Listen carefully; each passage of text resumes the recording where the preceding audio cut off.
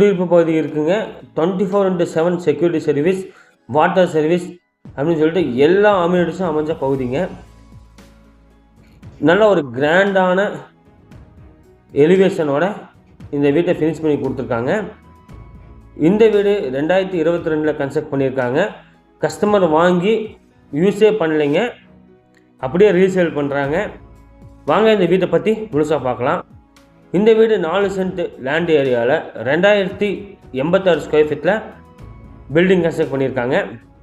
Portico size பார்த்துட்டிங்கன்னா 11:23 சைஸில் design பண்ணி கொடுத்துருக்காங்க.